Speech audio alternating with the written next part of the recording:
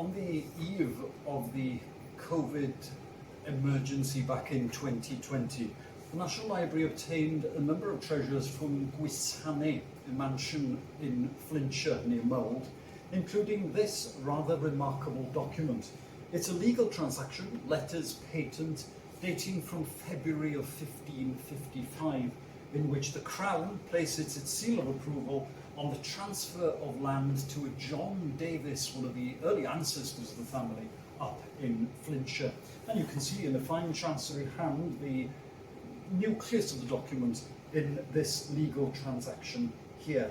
But what is rather remarkable about this document is not just the transfer in legal formal hand and the appending of the Great Seal, but all the illustrations and fine illuminations that border the document itself.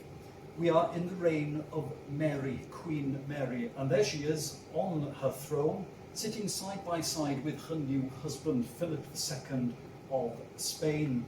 And you can see in the iconography here on the left, the halving of the Tudor rose side by side with a pomegranate of Spain, illustrating that union between two kingdoms, Philip being King of England and Mary being Queen of Spain.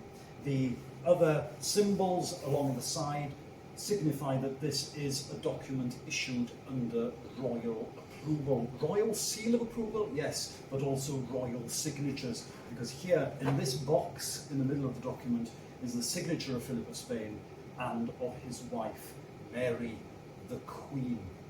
Now, what was the purpose of having such a fine illuminated document? Was it simply to signify the legal transfer of land? No, it has to be more than that. And there is a certain showmanship in this document and in its commissioning by John Davis back in 1555.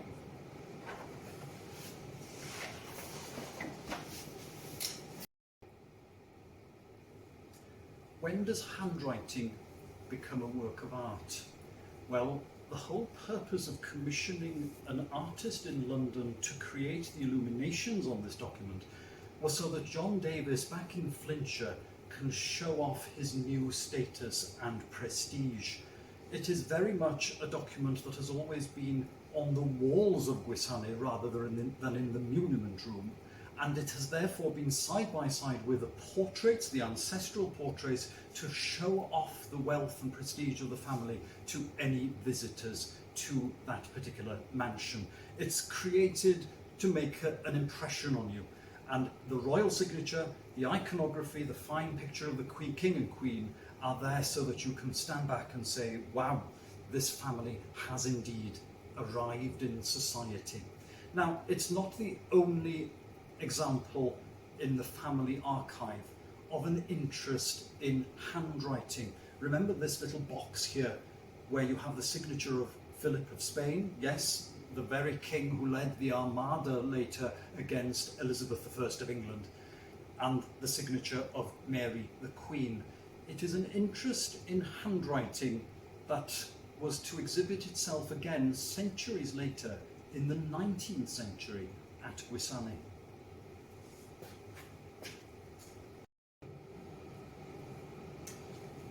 Among the items that we also brought from Gwysaney to the National Library of Wales were 3 volumes bound in the 19th century and kept over the years in the billiard room. And these form a snapshot of documents relating to the family and collected by the family, presumably in the 19th century, as a collection of autographs, one of the finest collections of autographs ever to have been assembled here in Wales. The great and the good are all here. Literary figures, politicians, church figures, ecclesiastical figures, but also royalty. And among the documents in these volumes, we have the signature of Queen Victoria, we have the signature of Henry VIII, and also of Henry VII. There is nothing new here. It is the family's old interest in documents and in the prestige that comes with these documents, expressed back in 1555 on that one fantastic document but here expressed in a collection that includes royal signatures. The same interest, just expressed a few centuries later.